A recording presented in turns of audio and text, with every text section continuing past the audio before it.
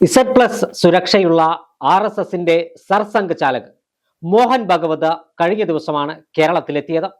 കേരളത്തിൽ അദ്ദേഹത്തിന്റെ പ്രഭാഷണ പരമ്പര നടക്കുകയാണ്. ആ പ്രഭാഷണ RSS ശതാബ്ദിയുടെ ഭാഗമായാണ് സർസംഘ് ചാലക് മോഹൻ ഭഗവത് കേരളത്തിലെത്തി അദ്ദേഹം പ്രഭാഷണ സഭയിൽ പങ്കെടുക്കുന്നത്. കഴിഞ്ഞ ദിവസം അദ്ദേഹം പങ്കെടുത്ത സഭയിൽ കേരളത്തിന്റെ 3 സർവകലാശാല VC-മാരാണ് പങ്കെടുത്തത്. അതായത് കേരളത്തിന്റെ അടക്കമുള്ള രാജ്യത്തിന്റെ വിദ്യാഭ്യാസ മേഖല കാവ്യവൽക്കരിക്കാൻ കേന്ദ്ര സർക്കാർ ശ്രമിക്കുകയാണെന്ന് ജനാധിപത്യ മതേതര വിശ്വാസികൾ നിരന്തരം പറഞ്ഞുകൊണ്ടിരിക്കുന്ന കേരളത്തിലും കേരളത്തിന് പുറത്തും വിദ്യാർത്ഥി സംഘടനകളുടെ നേതൃത്വത്തിൽ കാവ്യവൽക്കരണത്തിനെതിരെ ശക്തമായ സമരങ്ങൾ സർവകലാശാലകൾക്കകത്തും കലാലയങ്ങൾക്കകത്തും കലാലയങ്ങൾക്ക് പുറത്തും നടന്നുകൊണ്ടിരിക്കുമ്പോഴാണ് RSSന്റെ സർസംഘ ചാലക് പങ്കെടുത്ത ഒരു പരിപാടിയിൽ കേരളത്തിലെ 3 സർവകലാശാല VC-മാർ അവിടെ പോയി ഇരുന്ന് ആ പ്രഭാഷണം കേട്ട് കൈയടിച്ചത് ഏറെ ഗൗരവമുള്ള കാര്യമാണ്.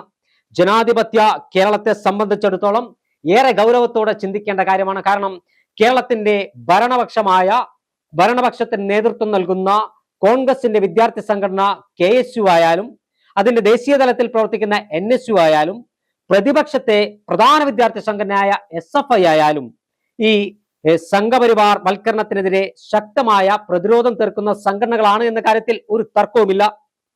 അതേ സാഹചര്യത്തിലാണ് ഇത്തരത്തിൽ ഒരു 3 വൈസ് ചാൻസലർമാർ ഒരു പരിപാടിയിൽ പങ്കെടുത്തത്.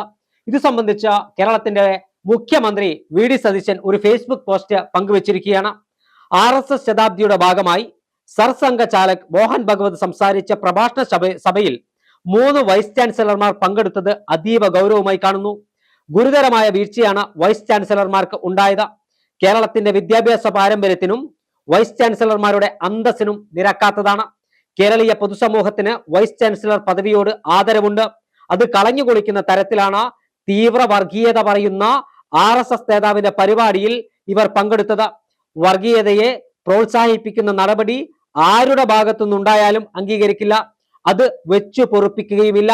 RSS പരിപാടിയിൽ പങ്കെടുത്ത 3 VC-മാരും കേരളത്തോട് മാപ്പ് പറയണമെന്നാണ് കേരളത്തിന്റെ മുഖ്യമന്ത്രി VD സതീശൻ ഫേസ്ബുക്ക് കുറിപ്പിൽ അദ്ദേഹം പങ്കുവെച്ച ഫേസ്ബുക്ക് കുറിപ്പിൽ ആവശ്യപ്പെട്ടത് ഏറെ ഗൗരവമുള്ള കാര്യമാണ്.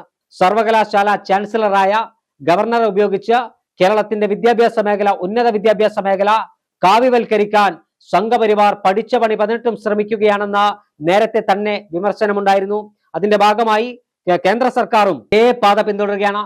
NCERT പാഠപുസ്തകത്തിലടക്കം സംഘപരിവാറിന്റെ അജണ്ടകൾ കുത്തിനിറച്ച ആ പാഠപുസ്തകത്തെ കാവ്യവൽക്കരിച്ച വിദ്യാർത്ഥി മനസ്സുകൾക്കകത്തേക്ക് മതവർഗീയതയുടെയും അപരമതവർഗീയതയുടെയും വിഷം കുത്തിവെക്കാനുള്ള നീക്കം നടത്തുന്നുവെന്ന് കേരളത്തിലെ രാജ്യത്തെ വിദ്യാഭ്യാസ വിദഗ്ധരടക്കം ചൂണ്ടിക്കാണിക്കുമ്പോഴാണ് ഇത്തരത്തിൽ ഒരു തീരുമാനം അതായത് VC-മാരുടെ ഭാഗത്തുനിന്നുണ്ടാകുന്നത്. RSSന്റെ സർസംഘ ചാലക വിദ്യാഭ്യാസ മേഖലയുമായി ബന്ധപ്പെട്ട ഒരു പദവിയും വഹിക്കാത്ത ആളാണ്. ഔദ്യോഗികമായി ഒരു പദവിയും വഹിക്കാത്ത സർസംഘ ചാലക പങ്കെടുത്ത പരിപാടിയിൽ എന്തിനാ വൈസ് ചാൻസലർമാർ പോയി എന്ന് ചോദിച്ചാൽ അതിന്റെ ഉത്തരം പറയാൻ ഈ VC-മാർ നിർബന്ധിതരാണ്.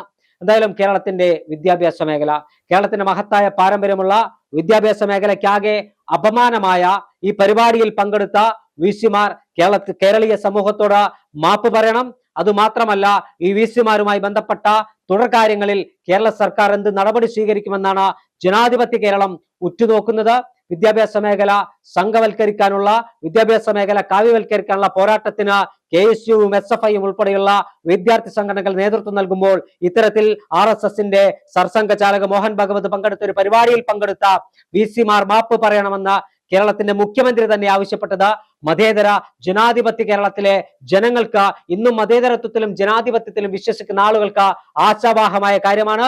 ഈ വിഷയത്തിൽ എന്തായിരിക്കും തുടർ നടപടി എന്ന് നമുക്ക് കാത്തിരുന്നു കാണാം.